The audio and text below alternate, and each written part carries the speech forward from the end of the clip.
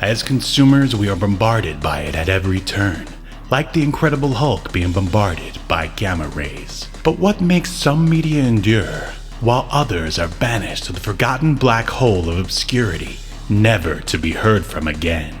Who or what decides this? Hetero life mates Steve and Yahel want to know, and they want to know now.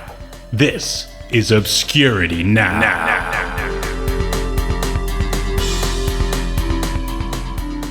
And what's up, Obscurians? Welcome to another episode of Obscurity Now, the show where we take a look at weird and almost forgotten pieces of media, and then we decide if they should be remembered for all of human history or tossed in the black hole of obscurity, never to be heard from again.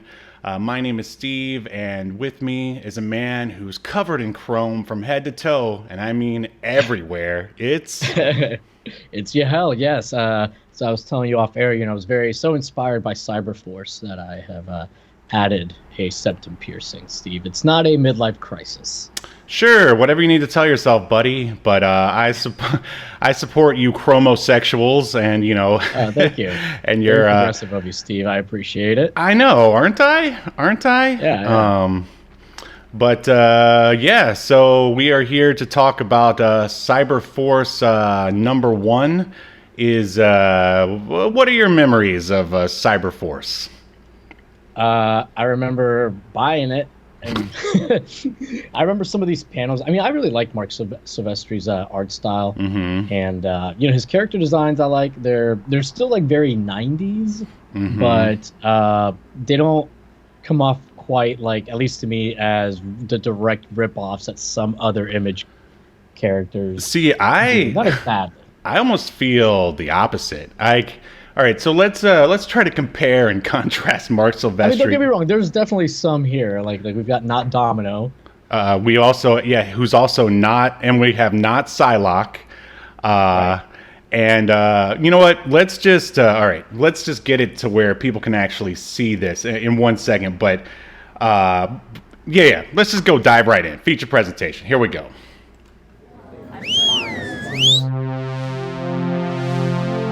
Welcome to your feature presentation.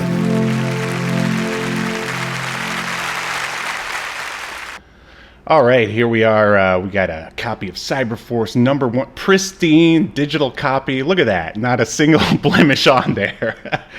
But yeah, we were talking about the characters before, and man, I think I might disagree with you. I feel like, okay, so Marc Silvestri, he's not a Rob Liefeld who, as you might say, whose art is possibly so bad it's good sometimes, or just so good it's good, depending on what you're reading at the time. He's good. He just has he has his Liefeldisms here. Right. If you want to hear more about our opinions about Rob Liefeld, then check out our Youngblood number 1 review. And then we're both fans overall. Oh yeah, absolutely. We have to make sure we say that so we don't incur the wrath of one Rob Liefeld. We don't want the Levi Jeans mob, Levi 501 Jeans mafia to come after us. And then he's very similar to Jim Lee, but not quite. I feel like Jim Lee's... You're talking about Marc Silvestri. Yeah, Marc Silvestri, yeah. He's not quite a Jim Lee. I feel like... He looks like a guy that would have come up after Jim Lee, like been inspired by Jim Lee. Yeah, it's very Jim Lee-esque, but not as good for some reason. Maybe... But he's like a contemporary of Jim Lee, so it is his own thing. They just kind of happen to both have the same style, basically, or similar. And also pick some very similar character archetypes here. I mean... And poses. Yeah, all right. So, let's try to name off some of the characters here on the cover. Oh, by the way, I'd like to name off Pig Dan 20, who's in the chat. He says, it's the guys, it's the Chads. Are you... I like to think he's talking about Cyberforce, like the Cyberforce Chads. Do those even exist? And like that, and that's another thing I want to compare is like, I feel like, okay, so there's obviously a lot of superhero teams at the launch of Image, and they're all very similar. And I'm just wondering, okay, so Youngblood is like the Avengers, like on steroids, basically. I mean, Wildcats is the X-Men, only they're aliens instead of mutants. Where does Cyberforce fit in?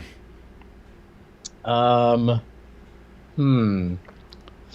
I don't really know, man. There's like an amalgamation almost of several of those teams, I guess you could kind of say. But I don't know. Do you have a team that you would compare them to? Well, I mean, I don't really look at. All right, they're the X-Men, but everyone is Cable. Like, because they're all Yeah. chromed up and cyborged out for some reason. I don't even remember. Like, I think I don't remember why. Like, yeah, that's the thing. And all right, so let's run down the team here. Okay, so even though there are more than one female members, for whatever reason on the front cover, because the cover to Cyberforce is basically a 2-page spread or a wraparound, if you will. And on the front, you've got, I guess, the team members like before they recruit the other ones. So you've got much like in Youngblood, there's only one female member, Cyblade, and then you have not Ripclaw, Psylocke. right? Not You should say who they're not. right. And then we have Ripclaw, who is not Wolverine or Warblade. Actually, doesn't he? I feel like, and I should have like checked on this, Googled it beforehand, but I feel like it ends up being that he's like related to Warblade somehow.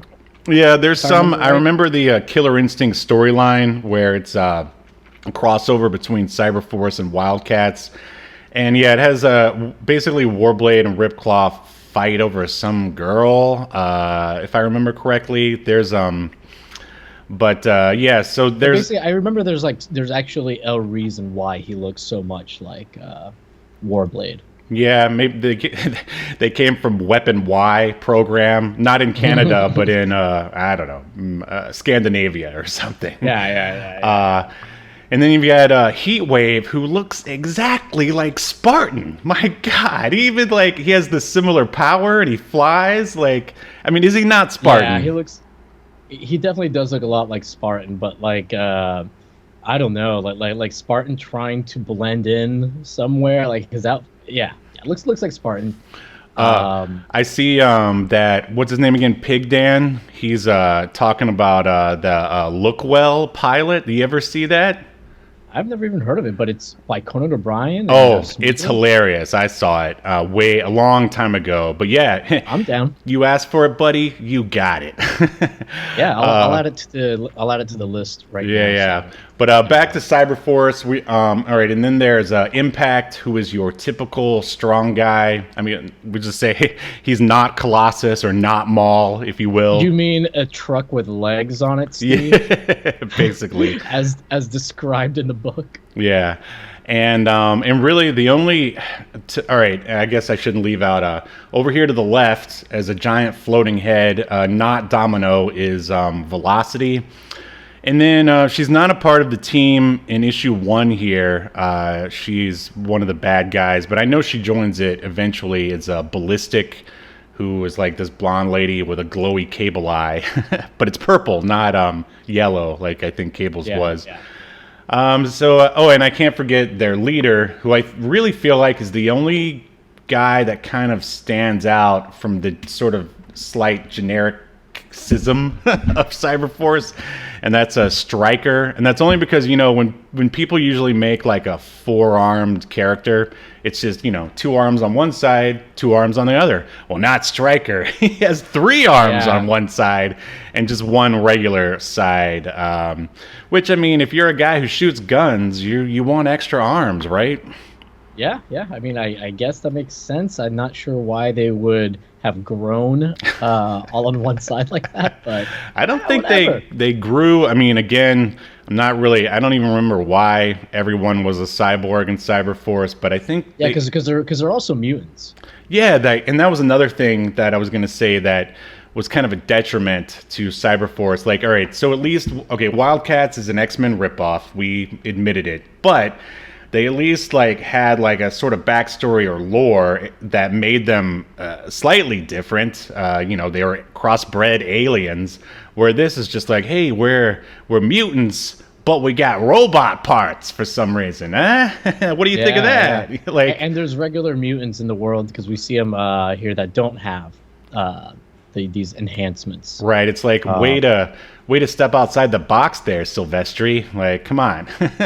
And that's a reason why I think, I mean, I guess we should probably like save it for the end, but I mean, Cyberforce really didn't last that long, and you know, it's part of the Top Cow universe that Marc Silvestri, or his studio, is called Top Cow, and he's got way more successful properties other than that, like The Darkness and Witchblade, and and I think those, I remember Witchblade being pretty popular, were a lot more, at least the premises, a lot more original than Cyberforce, which is basically. You know what's interesting? Like some of the characters, like I get what you're saying about maybe them being a little generic, but then you look like on the cover, like the other design, some of the other designs he made, like for these like goons, like in these like the stormtroopers, like, those look pretty cool. Oh yeah, sure. I liked when you get to the last page, which we will get to eventually. Like all the bad guys they showed at the end looked pretty cool. But just to talk about Marc Silvestri real quick, as I said. So yeah, I can tell that unlike when we covered the Max last week, Sam, you're not as big a fan of Marc Silvestri as Sam Keith, because you were on the verge of arousal talking about Sam Keith, on the cusp of arousal. I was edging Oh God, I gotta find that episode. I tried looking for it. I mean, I'll admit I didn't look very hard. I went back like 4 or 5 episodes, but I didn't have any luck. But I just wanted to throw in there that Marc Silvestri was actually born in Palm Beach, Florida. So just because you're from Florida doesn't mean you can't be a success. Just throwing that out there to anyone from Florida. Interesting. And basically, he joined Marvel in the mid '80s after like working a little bit for DC and First Comics, and he was the penciler on Uncanny X-Men from 1987 to 1990, and then did 2 years on Wolverine. So I'm seeing like a common sort of theme here that you become made working on X-Men back in the 90s, and then you say, screw you, Marvel, I'm going to go make my own X-Men. I'm going to cover them in chrome or make them aliens or something like that. Or make their mothers have the same faces as their girlfriend. Huh? So that's a young blood. Right, deep cut for precious Rob Liefeld, who we would never say anything bad about, ever. We do like Rob Liefeld. Yeah. Why do we keep shitting on him like this? Like, we do like him. Because that was a very popular TikTok. We should just keep mentioning his name as much as possible. So the name of this, the storyline here, basically we're looking at Cyberforce #1, Volume 1, because it was a miniseries first before it became a quote-unquote ongoing. Obviously, the artist / penciler is its creator, Marc Silvestri, and the writer is Eric Silvestri. I see another sort of common theme here, like he gave his bro here a job, and I couldn't find any other information about Eric Silvestri. He basically just worked on Cyberforce Volume 1 and Volume 2. And after that, I have a feeling it's Marc Silvestri. He's just using like a pseudonym or something. Right. He didn't want to be accused of, just having a massive ego, so he made up a writer. Yeah. It's the Chris Gaines of Marc Silvestri. Oh, that's the second time we've referenced Chris Gaines in this podcast history. We need to cover the Chris Gaines album and the whole fiasco. I don't know if I could. I just found out like there was supposed to be like a Chris Gaines movie. Was part of the whole thing. Now that would be hilarious. Yeah, it was either like a movie or a mini series or something like that. But yeah, like about the life of Chris Gaines, it's like a fake documentary kind of a thing. I think, right. But I was so hooked on heroin. Yeah. Yeah. So I imagine that Eric Silvestri and Brandon Choi are all like in the unemployment line together somewhere. So the inkers were once again Marc Silvestri and the formidable Scott Williams, who basically inked like all of the like original Wildstorm stuff, or not Wildstorm, but Image stuff. Previously worked on X-Men, Wildcats, Gen 13, Batman, Superman, the Wildcats X-Men crossover, and He also inked the All-Star Batman and Robin, which was, I don't know if you remember that, but it was drawn by Jim Lee and written by Frank Miller, which was pretty cool. It was really extreme and in your face, as you might imagine. And the cover artists, of course, once again, Marc Silvestri and Joe Chiodo, who also did the colors. And it was published by Image Comics and Top Cow. And I'm just curious, how far did you...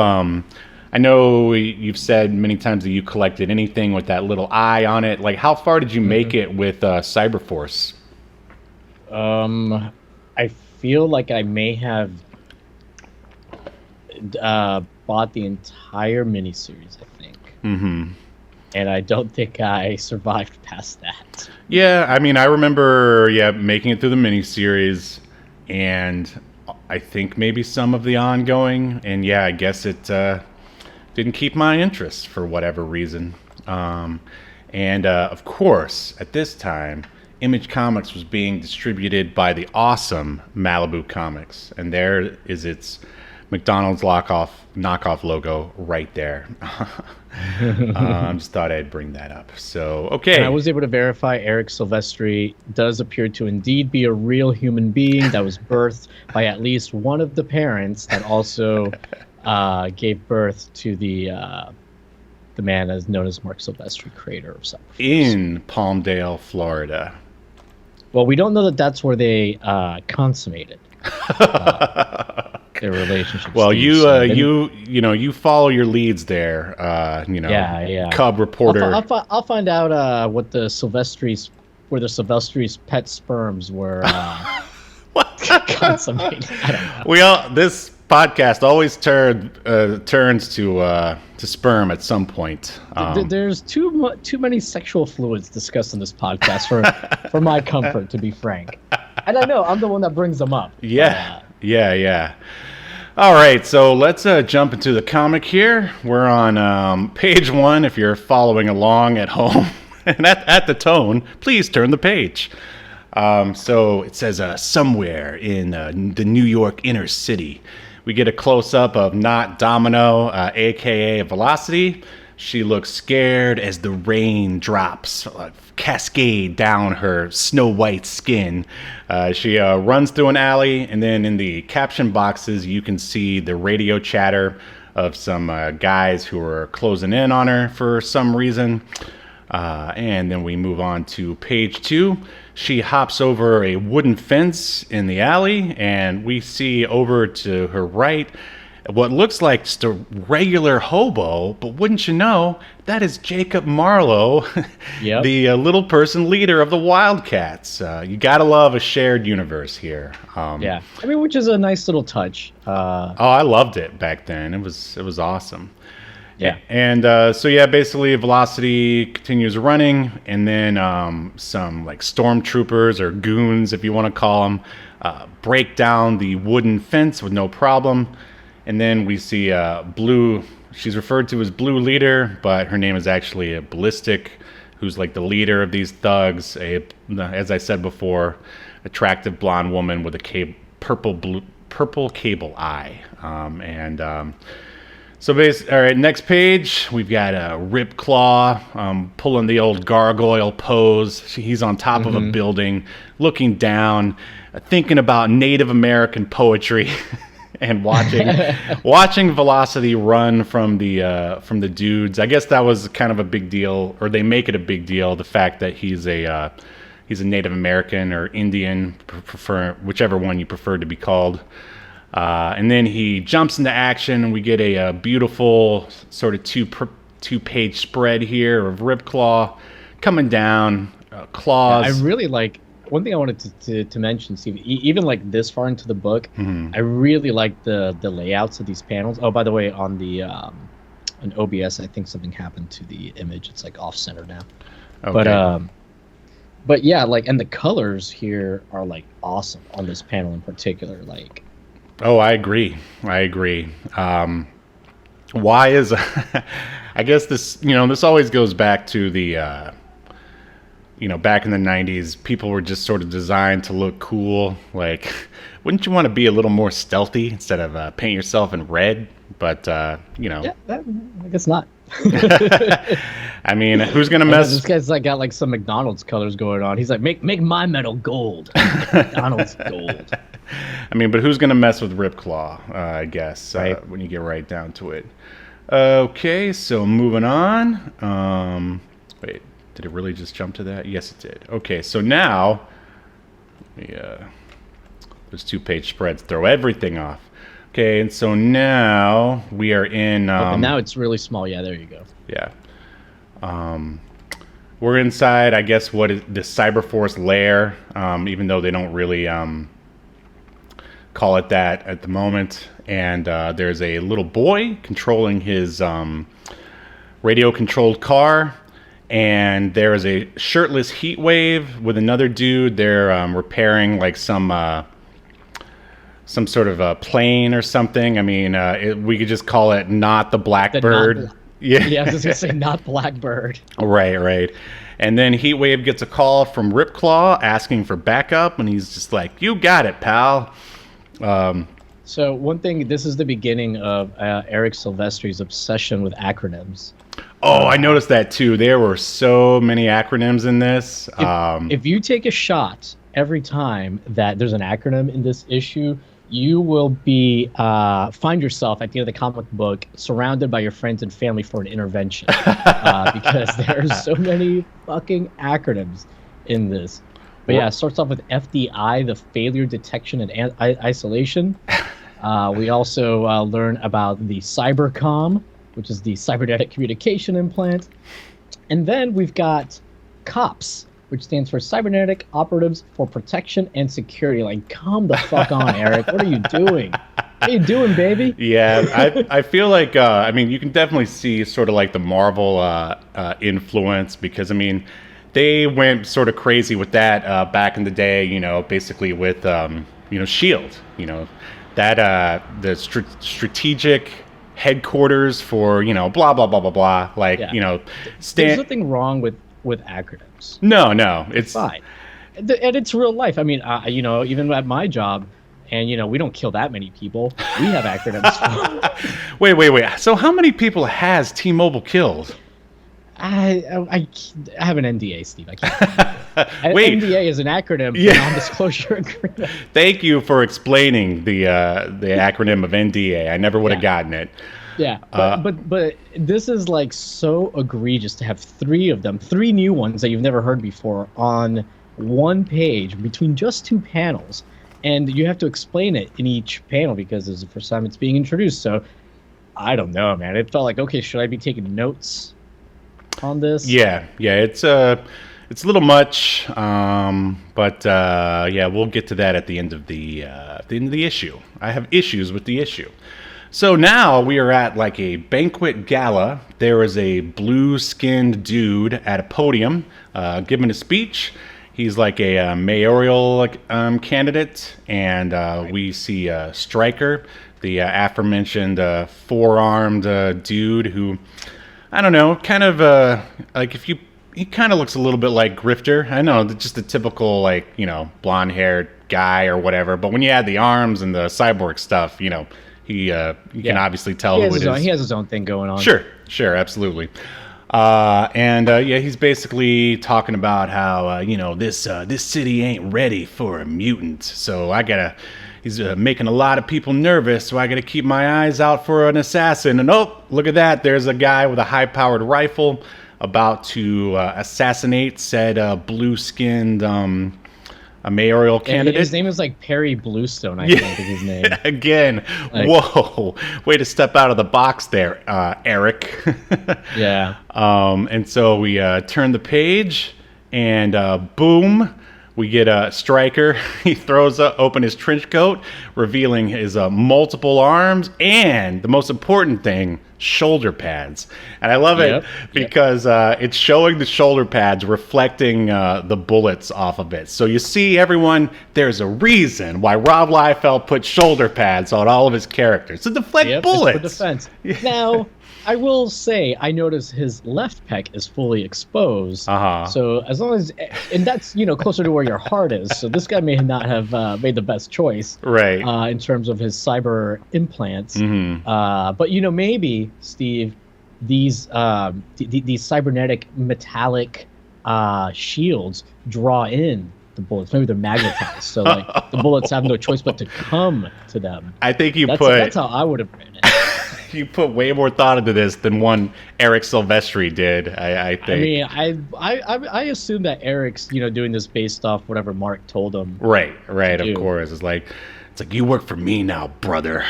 You do what I say, or you go back to your job at the what's like a good Waffle House. Yeah, there you go. Yeah. That's a Florida Mad staple. About it, kiss me about it. Yeah. Yeah, there's a phrase I saw on a shirt that was like, sorry to get completely sidetracked, because I need to explain why in the future, if you hear me say, if you don't like it, kiss me about it. And that's that's how I end arguments, Steve. There's a shirt that I saw. I was like, yeah, I like getting pegged by my wife. I love my country and getting pegged by my wife. You don't like it, kiss me about it. It's just like some parody of a targeted shirt. I was like, wow, that's pretty good. The would-be assassin of the mutant mayor candidate. Oh, but there's a second gunman here, and this is I guess there's one sort of funny little quip here where he goes, "So much for the second gunman or the lone gunman theory." And a reference to JFK, in case you're not a student of history like we are. And then, all right, so the second gunman runs away into a stairwell where not Psylocke, aka Psyblade, is waiting for him, and she suggests that he puts the gun down. She goes, "I think you should put the gun down." And he says, "I'm not paid to think." And look at his haircut. He's got that typical '90s skater bowl cut. And yet he's wearing a suit. It's very of the time for sure. And another thing I'd like to comment, and this doesn't really, I don't know, maybe we can figure it out together. Okay, all right, look at Psyblade. All right, she's got a chrome torso and legs, and then she's got human shoulders and a mouth, but then she still has to wear a thong on top of the chrome, in addition to leggings and a bathing suit top or whatever. So is there flesh underneath the chrome? I almost feel like these are like the chrome parts. This is just part of their uniform or something. Almost like armor. Almost. Yeah, because I think if I remember correctly, there's there's a scene of the Cyberforce being woken up in the middle of the night, and they show her just wearing her pajamas or whatever, and she's just a regular human underneath that. But okay, if that's the armor, why do you have to wear the thong and the bathing suit parts on top of the armor? God, Steve, you just don't understand women. You know who else doesn't understand women? Marc Silvestri. and Eric Silvestri, probably even less. Well, Eric's not designing the characters. I mean, these are Mark's creation. No, and, you're he's right. the one coming up for the backstories. Eric's just filling in the words, So, all right, you can just say it's a design choice, that it's I guess making the character more, I don't know, divided or more dynamic looking or something. I mean, yeah, in all fairness, it would have been pretty bland if she didn't have this fake thong. Right, it would thing be on. weird, but then you don't have to really do a thong, but I guess that was the style at the time. I guess the question is, if you're wearing cyborg armor, what do you wear on the outside? These are the tough questions that we here at Obscurity Now are asking. Yeah. These are the tough questions that Marc Silvestri was forcing us to face. I remember thinking it back then as a 13-year-old. I was like, "Oh, really, Steven?" I was like, "What's going on here?" I'm like, I question everything. What can I say? So yeah, all right. We'll just have to put that on the back burner. Getting closer to a state of arousal here. But no, all right, look. Steven. Hey, these questions are tame compared to. All right, this is a sidetrack here. Okay, have you been watching The Boys? No. Oh, well, all right, I don't want to ruin that. Okay, so because of The Boys, I found out that there's like a huge trend on the internet where everyone says that Ant-Man could easily defeat Thanos by shrinking down, going inside his anus, and then enlarging and exploding him. Have you heard that? No, but it kind of sounds like sense on the surface. Yeah, but who sits around thinking about stuff like that? Well, I mean, I wouldn't enter through the anus, but actually, no, that's probably okay. So think about this: Thanos is less likely to notice it or to like see that you're doing it if you go up through the anus versus say like his ear or something, right? It's more likely to see you or hear you, certainly. However, Thanos, I can't remember a time where I saw his ass exposed in the comics. So, you also have to think, okay, when is Thanos going to be like his rear is going to be exposed, right? I mean, in the buff. You could assume that Thanos probably has to excrete waste like does he shit? Do we know? we don't know. I mean, that's the thing, is that it's a Marvel character, and you're never going to get a chance to see his ass. The problem to me with this theory, with the Ant-Man anal theory, is that we don't know that Thanos even has an anus. Oh, that's a good point. Yeah. So there's a leap of faith there. That's not. There's nothing in canon that says he does have. There's nothing that says he doesn't, as far as I know, either. But I think it's a risky plan to hedge your bets on to save the universe if you don't know about Thanos' anus. That's wow. About its existence. Well said. Well, I think we just. And if you don't like it, kiss me about it. That's video power. Wow. Well, okay. Well, I'll just tell you that in The Boys, they basically give the internet what they want. So you should definitely watch it. It's on my list. I'm waiting for this series to finish because I don't trust any of these shows anymore, and I don't like getting into a show that then gets canceled before it's actually finished. Oh, well, I mean, everyone's just raving about season 3, and for good reason. It's great. I've heard nothing but good things about the show. Like, I want to see it once it's finished. All right, so back to Cyberforce. Okay, so basically the goon with his skater haircut takes aim at Cyblade and her confusing armor thong, and then she, in turn, with whatever power she has, I guess her psychic abilities that she borrowed from Psylocke, just blows a hole in the dude. And so I think the implication here is that she somehow used his own like weapon against him. At least that's what I thought. No, actually, no, because I see there's like a little swirl, so showing that she shot something at him.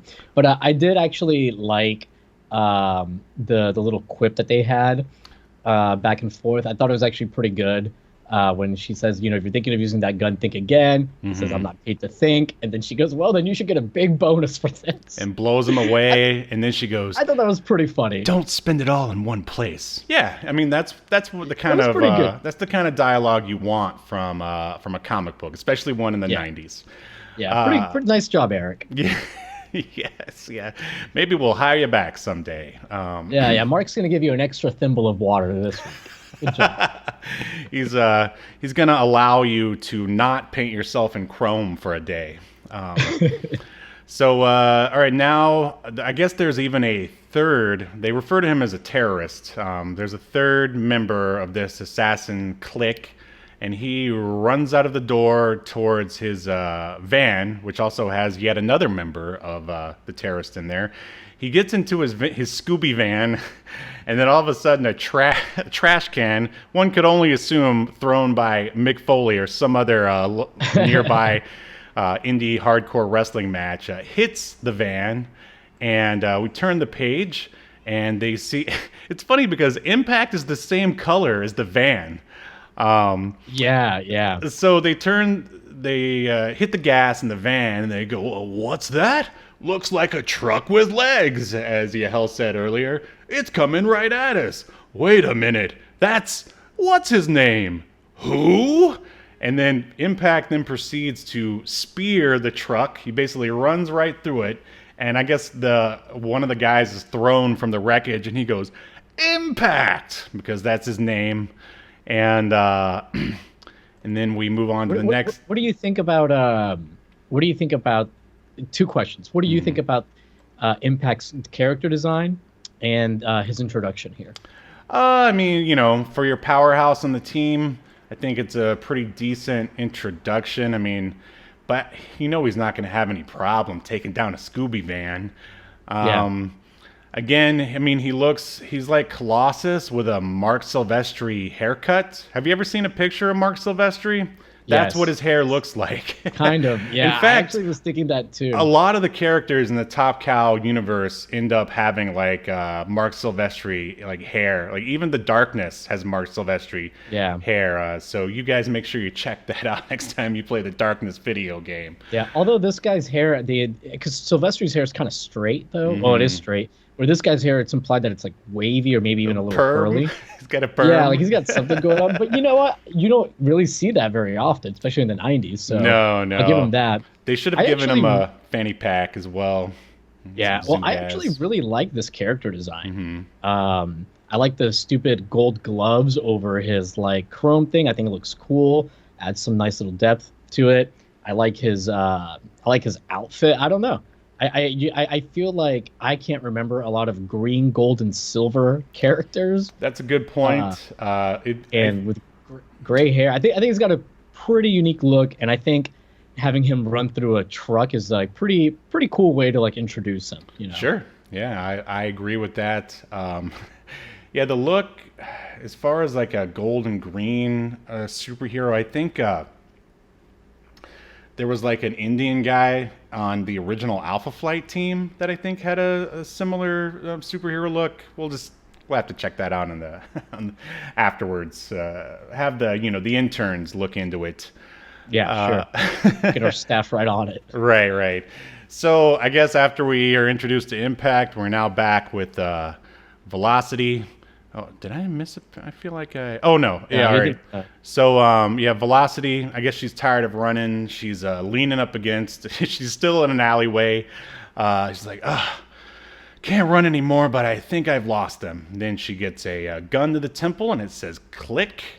And we turn the page, and those, stormtrooper-looking goons have their guns trained right on her.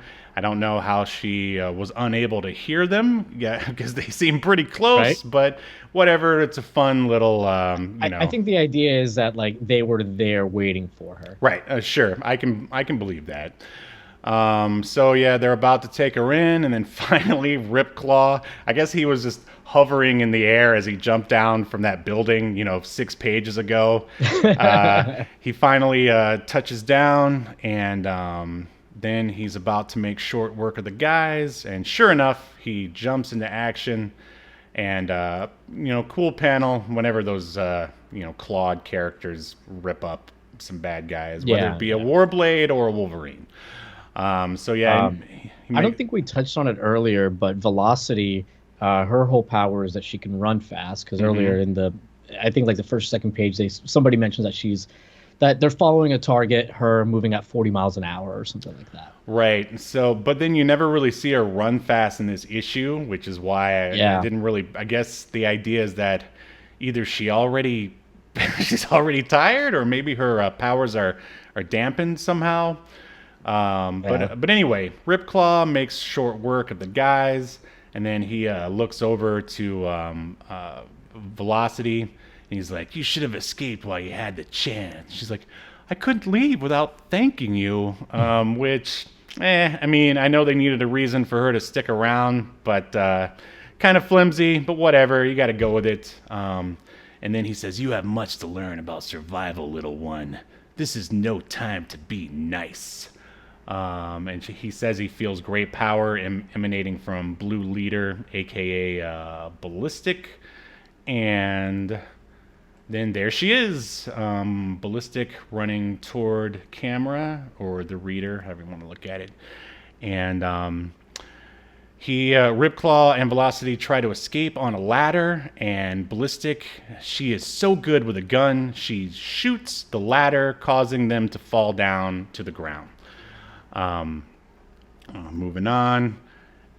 Just then, a airplane shows up, the not Blackbird or Merv, and man, just like in the Wildcats comic, Heatwave flies out and just shoots a random blast, plasma blast down on Ballistic and her goons, causing them to disperse. I hate Heatwave's outfit. It's so weird. Like, I will say, it's one of the things that makes it a little weird, but also makes it at least different from most characters at the time, is that it's not skin tight. Mm-hmm. It's like he's wearing like a jumpsuit that's a little bit loose. Right. So, I mean, I guess kudos. It's just ugly as shit. Yeah, it's an uglier Spartan uniform, I feel like. Like, Spartan doesn't have that ridiculous collar that he has. But Spartan does have like a popped up kind of collar that surrounds it's just him. not as ridiculous as his for some reason. And this makes, in reading this, I was just like, man, did the Image creators like have any plan at all when they were like making their characters? Like, because everyone was like, oh, I want to do a team. And everyone was just like, okay, well, sure, why not? Like, we don't have any bosses breathing down our neck. We'll do whatever we want. And then Jim Lee's like, hey, take a look at this guy that I created for the Wildcats. And Silvestri's like, well, look, I made one too. They look exactly the same. Oh, who cares? Let's go with it. Yeah, they got the same type of kind of mask, headgear, and same hairstyle, kind of. Almost the same power set. I think the only different, like, I know that Spartan is like a full-on android. Again, I don't really know what's going on with Heatwave, if he's just part cyborg or whatever. But yeah, I just very similar costumes, more or less. So he shoots down, and then that basically leads Ballistic to call off her team. And she looks at Velocity. She goes, Velocity, we'll be back. You can't run. No, you can run, but you can't hide from cyber data, which I guess is the name of the corporation that they all work for. Like, I feel like there's not a lot of explanation for what's going on in the world. It's just a lot of stuff that sort of happens. So yeah, basically Ballistic and her team run away, and then now we are, and I guess this is a little bit of explanation here.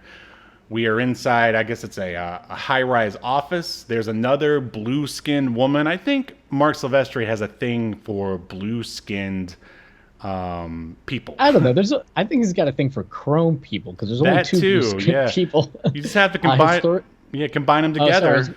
Huh?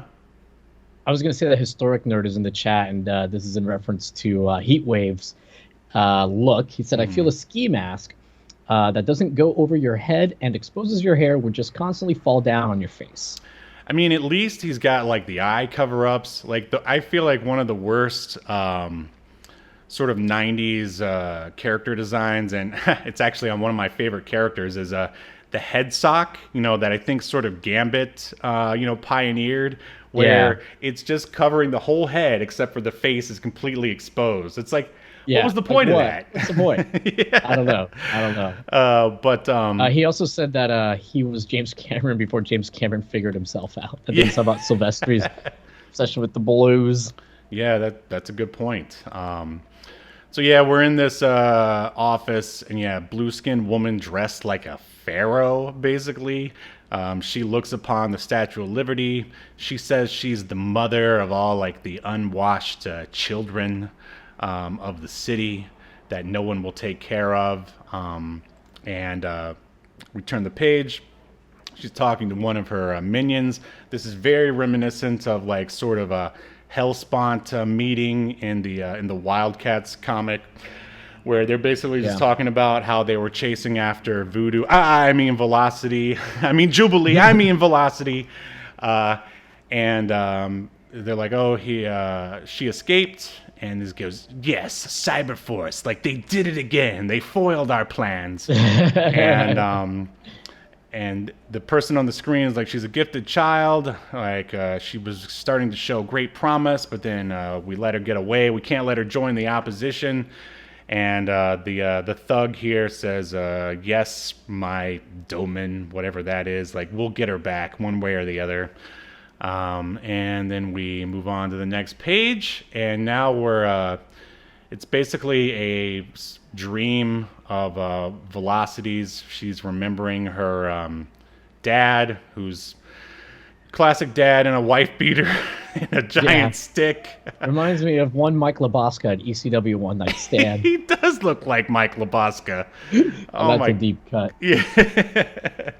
Yeah. But yeah, typical. Seems like it's her stepfather. Is the implication, and yeah, he beats her up because she went through his stuff. Yeah, basically we're just getting some backstory here of Velocity, and I think it's implied, and I think even revealed later, that her sister here with the blonde hair actually ends up being ballistic. Yeah, I think so too. Yeah, I think their memories were wiped by cyber data, something like that. Anyway, Dad grabs a young Ballistic, brings her into the room, slams the door, and says, "Mommy, tell him to stop, please. I'm sorry." Oh, and you never see the mom's face, and I think that actually ends up being that blue-skinned woman, possibly, but I really don't remember. Don't quote me on that. So anyway, Velocity wakes up, and I heard it ends up being one of Stryker's arms. Wow. Whoa, that's very David Lynch. I mean, yeah. who knew that Eric Silvestri was a student of Lynch? I like it. So yeah, she wanders around the not Xavier School for Gifted Youngsters. Right, definitely not the Xavier School for right. She runs into Timmy from before, the kid who was playing with his toy remote control car, and an older boy by the name of Chip. They basically show her around the X Mansion, Cyberforce Mansion, whatever it is, and he takes her to this place that has these like robotic stuffed toys, and says that he made them all, and then also says that he made Chip. Like, he's basically this robotics genius. And then an alarm goes off, a security alarm. And and we can't skip on this acronym over here. Do you want to take it, or should I take it? Oh, yeah. We get an acronym for Timmy. Yeah. Because he's obviously like a robot or something. Mm-hmm. And Timmy stands for Totally Independent Mobile Machine Intelligence Experiment. Just rolls right off the top. That's so lame. Like, why did they? He's just a robot. Just call him a robot. This is the fourth acronym so far, I think, unless we've missed any. They were too busy coming up with acronyms instead of coming up with, like, not a derivative plot. It's like they sat around, they came up with all these acronyms, and then like, oh crap, we forgot to come up with a plot. And it's like, hold on. And then they open up a copy of Wildcats #1. By Jove, I think we've got it. So moving on. Basically, they show some characters looking down, targeting the Cyberforce Mansion, whatever it's called. And then Velocity yells out "shocks," which are those troopers from before. And then boom, there's a massive explosion, just like at the end of Wildcats #1. Again, another acronym. I don't think they explained what SHOCK stands for, do they? I think it's somewhere at the beginning. Okay, so then we just missed it. So this is the fifth acronym. Yeah, we'll figure out what it is, because in a minute the issue's almost over. Yeah, I'm going through them. Velocity's still alive. She pulls herself out of the rubble, and then bam, we get a pretty awesome shot of like the bad guy super team headed by Ballistic. I think it's a woman. I was never sure. Killjoy stands next to her, and I can't remember the name of the other dudes. I really like that their big guy in the back with the 3 buzzsaws for his name is Buzzkill. I remember that. That's a Buzzkill. I don't remember the name of the other 2 dudes, but yeah, sort of just a classic super team or villain team just standing there, and Ballistic goes, "I told you we'd be back." And that is the end of Cyberforce #1. Did you find out what shocks stand for? I've gone through just about the whole issue so far, and it does not seem like they actually say what they stand for. But we did miss when the not Blackbird comes in, and they're like, "Oh, a Vistal landing right on top of us," because that was another acronym: vertical/short takeoff and landing. Which, I mean, that's not really even like, doesn't even really work as an acronym. No, it doesn't. But whatever. Yeah. But yeah, it doesn't seem like Shocks is ever. Nope, it's not explained. I'm shocked. No pun intended. Oh man. So anything else to add about Cyberforce #1 here? I mean, I guess we can just go right into the. I'm shocked that you remembered like all these bad guys' names. It does seem like they have like more original and kind of cooler designs. The bad guy team. Right. I mean, as I said, I really feel like they just sort of took the X-Men and dipped them in chrome. They're like, oh, this isn't the X-Men, it's Cyberforce. But yeah, let's run the bumper and we'll render the verdict. That's the question. So, newly chromed Yahel Velazquez. Do you think that Cyberforce #1 should be remembered for all of human history, or should it be tossed into the chrome-plated abyss of obscurity, never to be heard from again? I think I might surprise you. I'm going to say keep it. I actually, look, I know we've made a lot of fun of the writing and stuff, but I actually thought of the 3 team books that we've read from Image, because we've gone over Youngblood, Wildcats, and now Cyberforce. This was by far the best written one. Yeah, I really think so. Like, I thought like it actually like flowed better. I like that the way that they introduced the characters' names was not as like obvious. Like in Wildcats and Youngblood, I felt like they were like, oh, we have to like say this character's name, and it was just like really felt like shoehorned in. Where I felt like it came off a little bit more organic here in this book, and that is like a huge pet peeve of mine. Yeah, the story is very derivative of the X-Men. It absolutely is, but I think like it's still like a reasonably well-written plot. I like that they don't explain everything up front with what's going on with cyber data, and there's obviously like a third group with the Blue Lady that wants it, wants Velocity, and then obviously we have the Cyberforce itself. So I kind of like that they didn't explain everything, because in a 22-page or 26-page comic book, that would have required, I feel like, a lot of exposition, a lot of telling and not showing, you know? Right. So I really don't mind that at all. Obviously, it all depends on how they follow it up, right? But yeah, I say keep it. You made a lot of good points there. And yeah, thank you for that, buddy. And you're right. I mean, the plot is everything's all very serviceable, like writing wise. I didn't think it's just not compared to the other books. It's not as memorable. It's not as memorable as a Youngblood, because there's so much like stupid stuff. So, Steve, are you telling me, with all sincerity, that you prefer Youngblood? You can. Okay, somebody says, listen, you're going on a deserted island. You can only read 2 comic books the rest of your life, or 1 comic book, and you have to choose between Youngblood #1 or Cyberforce #1. Ooh, all right. Man, that's a hard question to answer, because I don't really remember. Wait, only 1 comic? Like just 1 issue? Or like... Yeah, 1 issue. Oh, that's tough. Well, of course I have to go with Cyberforce #1, because at least Marc Silvestri didn't do something stupid like making a flip book. I mean, that's the thing that I think hurts Youngblood #1 the most, is that it just comes off feeling like 2 little short stories like thrown together where not a whole lot happens. Like, I mean, the colors are amazing in this. The art is great, not as good or as memorable as I would say Jim Lee or Rob Liefeld.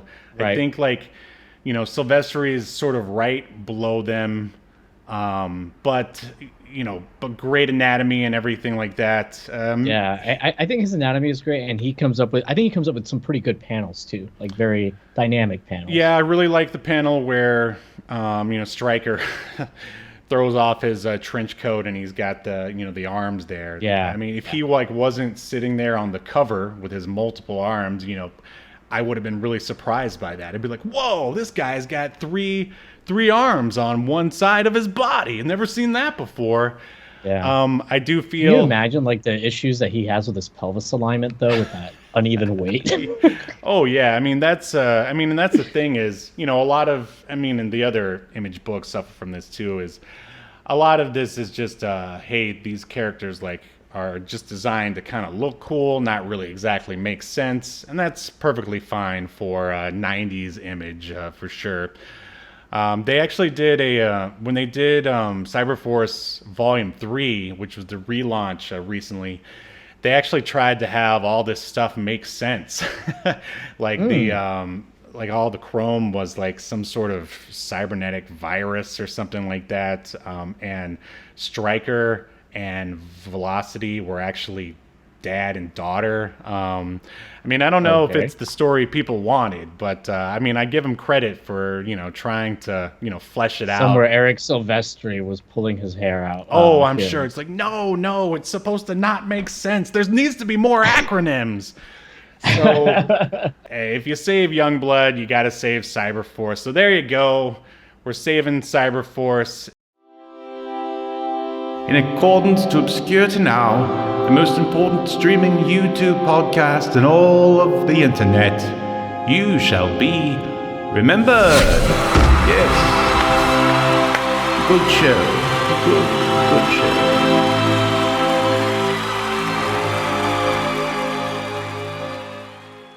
That is our show.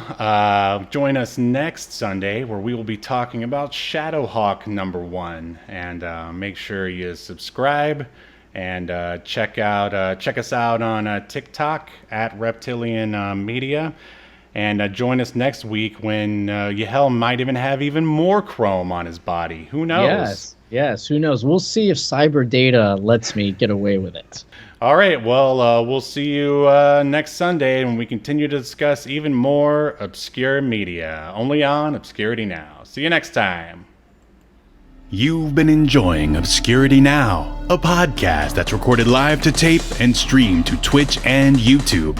Subscribe so you never miss an episode or hilarious quip. Take us with you by following the download links provided in the show notes to wherever you get podcasts. And take notice of our various social media links, if that's what you're into. I'm not here to judge. And make sure you join us live next week at 6 p.m. Eastern, 3 p.m. Pacific as we continue to discuss more obscure media only on Obscurity Now.